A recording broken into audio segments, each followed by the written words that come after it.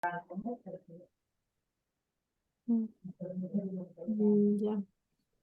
Buenas tardes, ingeniero. El día de hoy vamos a explicar acerca de nuestro trabajo de investigación uno, que es acerca del diseño, la implementación y programación del microcomputador con los microprocesadores 8085 y 8086.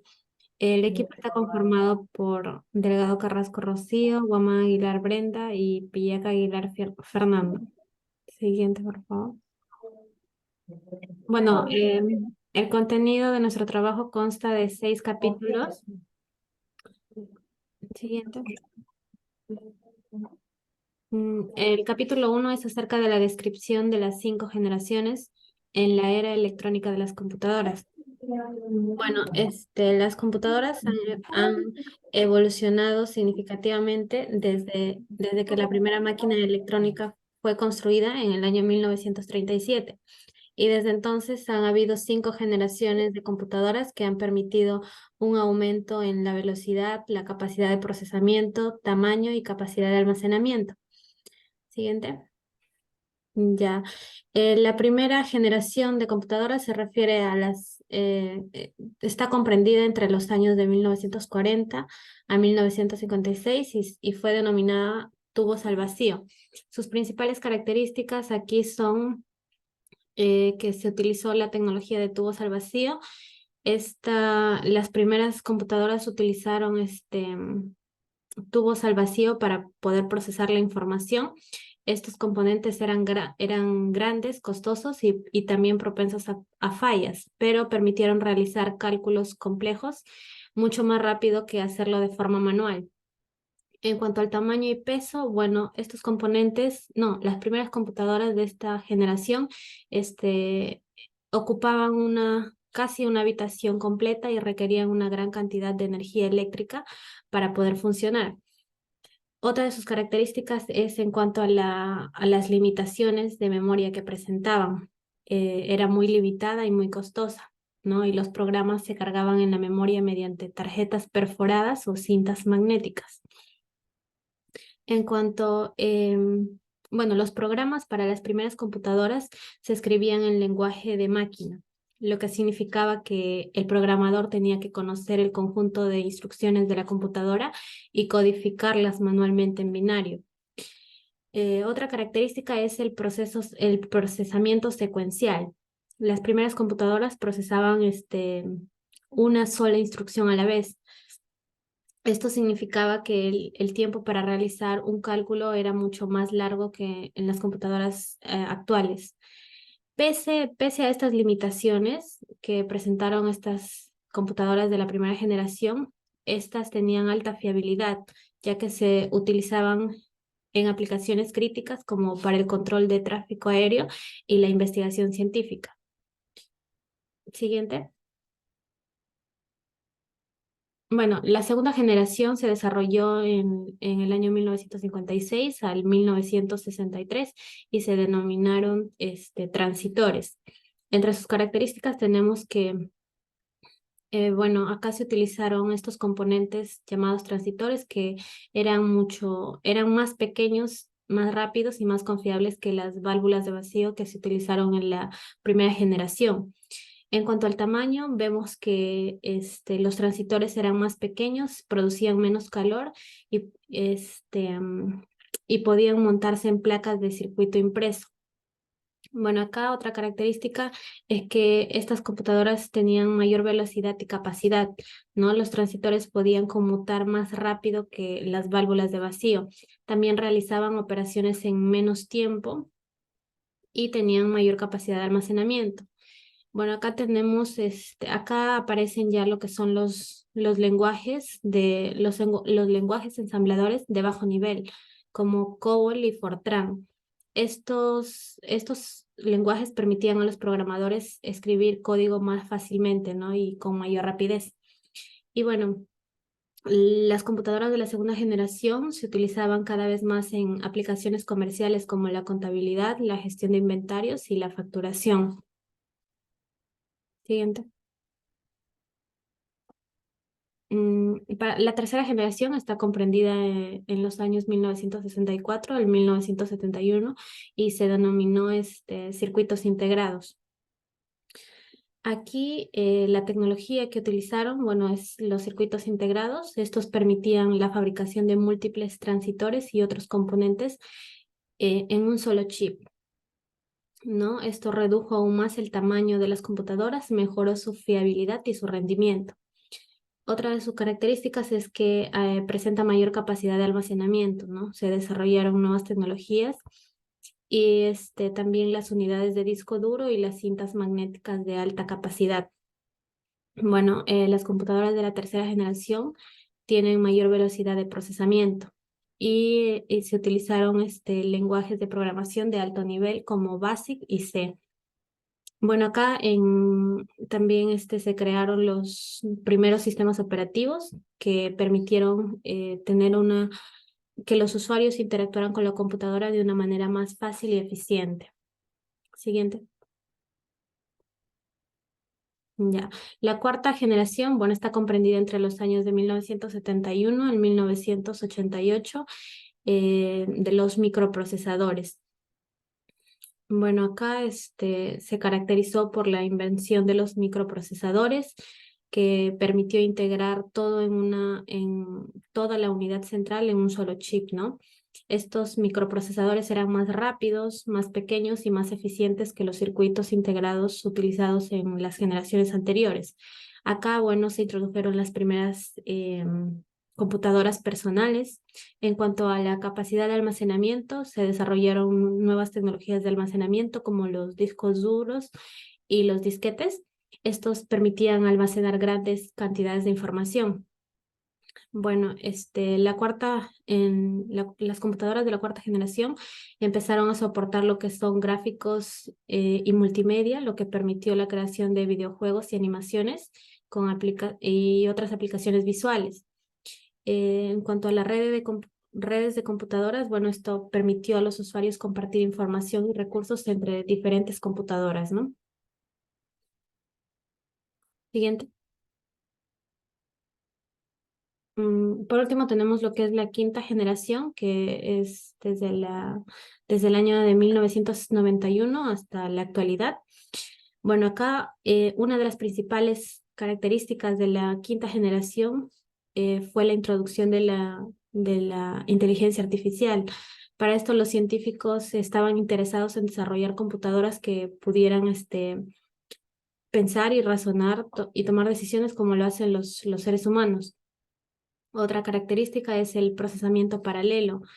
Em, Se introdujo este concepto que consiste en dividir un problema en partes más pequeñas y resolverlas simultáneamente en múltiples procesadores, lo que permitió que las computadoras procesaran grandes cantidades de información, de datos y que realicen tareas complejas más rápidamente. También están los lenguajes de programación de alto nivel. Estos estaban diseñados para la programación de inteligencia artificial. También están las interfaces de usuario avanzadas. Y bueno, acá aparece lo que es las redes de computadoras avanzadas, ¿no? Como el Internet. Em, Siguiente.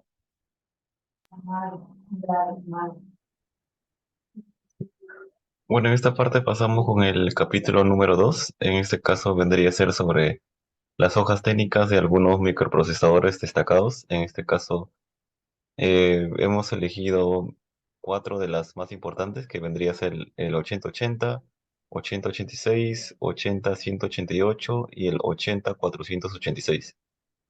Y luego pasaremos a explicar un poco sobre la familia de los microprocesadores Pentium.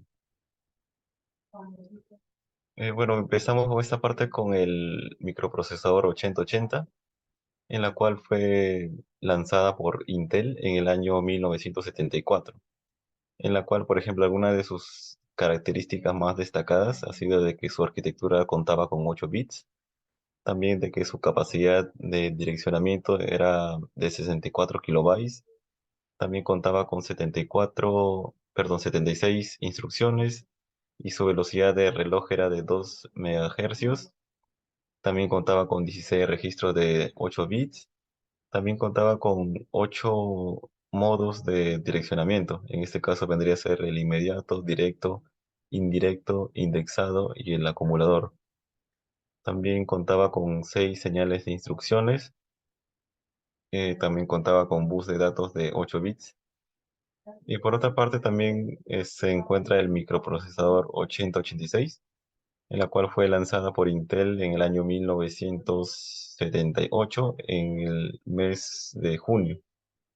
En la cual, por ejemplo, de alguna de sus características es que se incrementó los bits, de 8 pasó a 16. Y, por ejemplo, su capacidad de direccionamiento fue de 1 MB. También contaba con más instrucciones, que pasó a 117. Su velocidad de reloj se aumentó también a 5 MHz. También contaba con 14 registros de 16 bits y esta vez contaba con 4 modos de direccionamiento. Contaba el inmediato, directo, indirecto y el registro de segmentos. En esta parte contamos también con el microprocesador 80188, en la cual, por ejemplo, fue lanzada al mercado en 1982. Por ejemplo, alguna de sus características fue que contaba con 16 bits, también que su capacidad de direccionamiento ha sido de 1 MB. Las instrucciones también pasó a 138.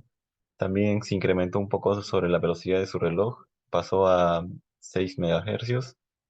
También contaba con 16 registros de 16 bits. Y por ejemplo, su consumo de energía típico ha sido de 1,6 watts. Y también sobre todo de que se destacaba de que contaba con la tecnología de fabricación HMOS. Por otra parte, también encontramos al microprocesador 80486, en la cual fue lanzada al mercado en 1989, como una de las versiones que más se destacaban a comparación de las anteriores. Y por ejemplo, esta vez la arquitectura contaba con más capacidad. Por ejemplo, se aumentó a 32 bits. También se incrementó un poco sobre la capacidad de direccionamiento, pasó a 4 gigas. Las instrucciones también se aumentó, pasó a 428. De igual manera también se aumentó la velocidad de su reloj, que pasó a 100 MHz. También su bus de datos aumentó a 32 bits, su bus de direccionamiento de igual manera a 32 bits, y su consumo de energía también se incrementó a 4,5 watts. Bueno, en esta parte pasamos a explicar un poco sobre la familia de los microprocesadores Pentium. Bueno, como se sabe, Pentium fue lanzada por Intel en el año 1993, en la cual sobre todo tuvo una buena acogida en el tema se volvieron muy populares. Y por ejemplo, una de los más destacados en el tema estos de los microprocesadores ha sido el primero, en la cual fue llamada Pentium. Fue lanzado en 1993 con una velocidad de reloj de 233 MHz. Luego pasó al Pentium Pro, que fue lanzado en 1995 con una arquitectura de 32 bits, en la cual sobre todo se destacaba de que soportaba el multiprocesamiento simétrico. Luego también se pasó al Pentium 2, la cual fue lanzada en 1997 con la velocidad de reloj de 450 MHz y sobre todo de que soportaba la multimedia con la tecnología MMX. Luego se pasó a Pentium 4, en la cual fue lanzada en el año 2000. Pasó a incrementar un poco sobre la velocidad de su reloj, se incrementó a 3,8 GHz. Y sobre todo que su tecnología implementada fue el Trading. Luego pasamos al Pentium Dual Core. Fue lanzada en el año 2006 y bueno, su velocidad de reloj ha sido de 3,4 GHz. Y sobre todo ese se destacaba mucho sobre porque estaba separada como que en dos núcleos y esto ayudaba de cierta manera para que puedan ejecutar varias aplicaciones y que tengan un mejor rendimiento en multitareas. Bueno, por último encontramos al Pentium. Extreme Edition, en la cual fue lanzada en 2005. También contaba con dos núcleos, su velocidad de reloj ha sido de 3,73 GHz y también soportaba la tecnología Hyperthreading y también sobre todo el overclocking, que vendría a ser como poder uno mismo poder optimizar y poder sacarle más rendimiento a sus computadores.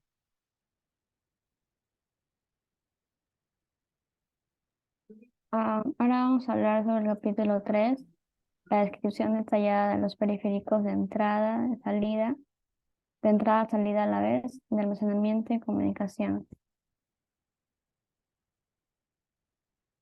En los periféricos de entrada son dispositivos que permiten a los usuarios introducir información y datos en un ordenador u otros dispositivos electrónicos.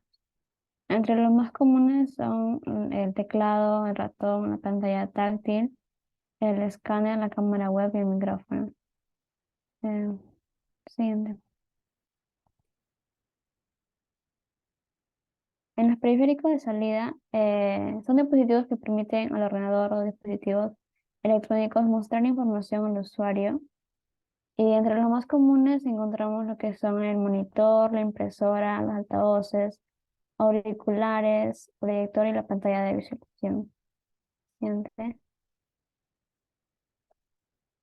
En los periféricos de entrada y salida a la vez encontramos, son aquellos dispositivos electrónicos que operan como entrada y como salida de información, permitiendo introducir o extraer datos del sistema, ya sea como soporte rígido, que es físico y transportable.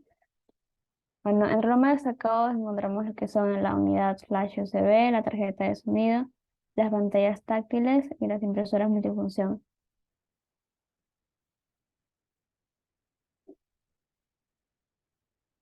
En los periféricos de almacenamiento, estos más que nada se encargan de guardar los datos de los que hace uso la CPU para que ésta pueda hacer uso de ellos una vez que han sido eliminados de la memoria principal, ya que esta se borra cada vez que se apaga la computadora.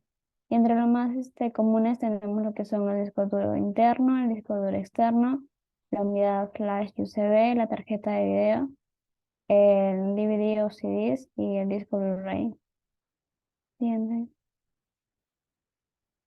Y el último, encontramos lo que son los periféricos de comunicación. Son todos aquellos que permiten la interacción entre dos o más ordenadores o entre un ordenador y algún otro dispositivo periférico. Y entre los más comunes encontramos lo que son las tarjetas de red, adaptador Bluetooth, el módem, el router y el concentrador USB y la tarjeta de sonido. El siguiente.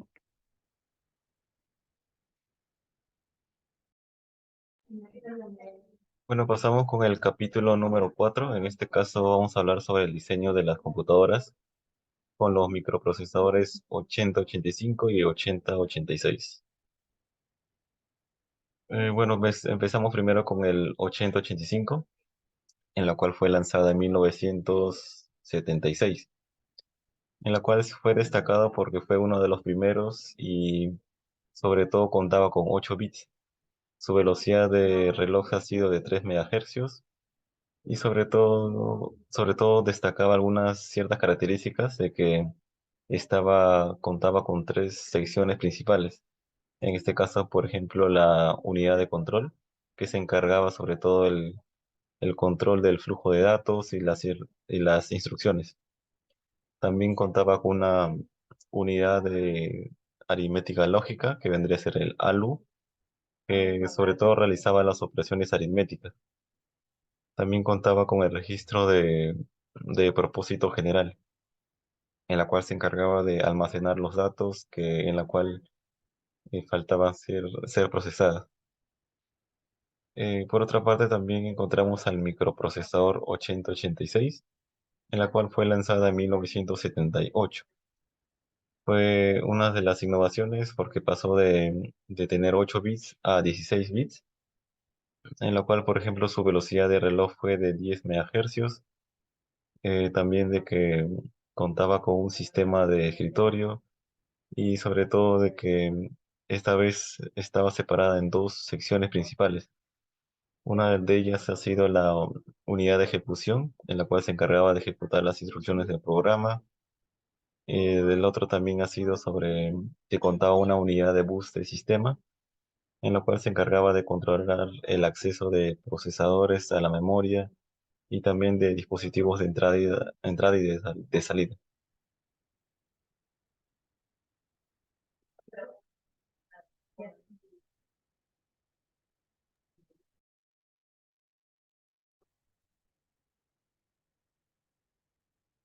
Bien, en el capítulo 5 vamos a hablar acerca de los sistemas operativos 8085 de la familia Pentium, lenguajes de programación, aplicativos, base de datos de los microprocesadores 8085 hasta el microprocesador familia de los Pentium. Siguiente, por favor.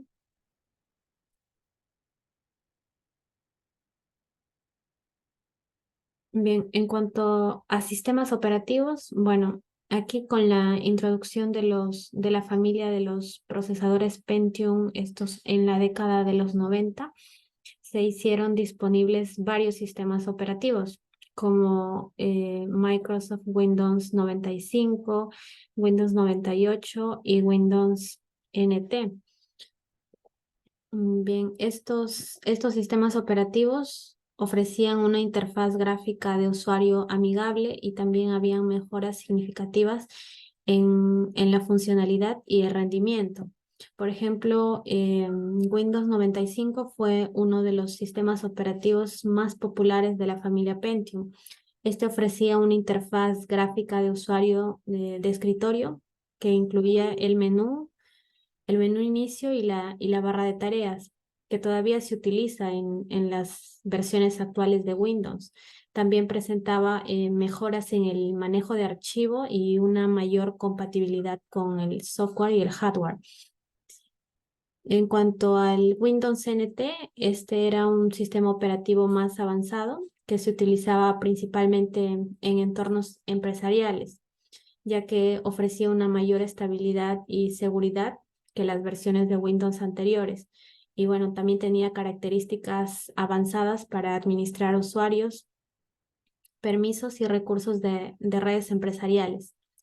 Bueno, en resumen, los sistemas operativos de la familia Pentium, como el Windows 95, Windows 98 y Windows NT, introdujeron mejoras significativas en la interfaz del usuario, el manejo de archivos y la capacidad de red y la seguridad, ¿no?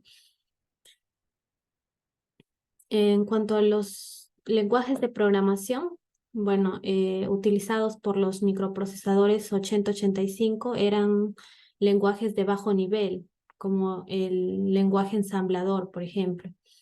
El lenguaje ensamblador es un lenguaje de programación de bajo nivel que permite a los programadores interactuar directamente con la arquitectura del microprocesador. Y bueno, acá con la introducción ya de los microprocesadores de la familia Pentium, surgieron los lenguajes de programación de más alto nivel, como C++, Java, Python, ¿no? Estos lenguajes permitían a los programadores escribir programas ya más complejos y de una manera más sencilla. Estos lenguajes de programación ofrecían una mayor abstracción, lo que va a permitir a los programadores centrarse en la lógica del programa en lugar de preocuparse por los detalles de bajo nivel. En cuanto a los aplicativos, bueno, los microprocesadores 8085 se utilizaron principalmente en sistemas electrónicos simples.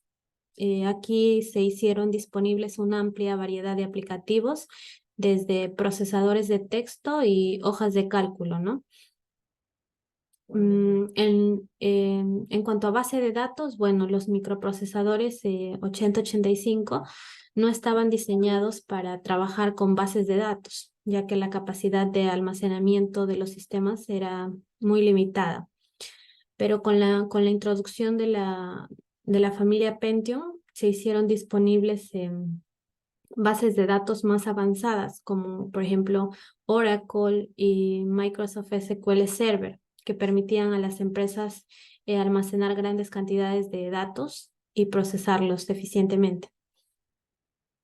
Bueno, así pues la introducción de la familia Pentium trajo consigo lenguajes de programación de más alto nivel, aplicativos, bases de datos más avanzadas, ¿no? Esto permitió a los desarrolladores de software escribir programas más complejos y potentes, ¿no? Lo que impulsó la evolución de la tecnología de la información y la informática en general.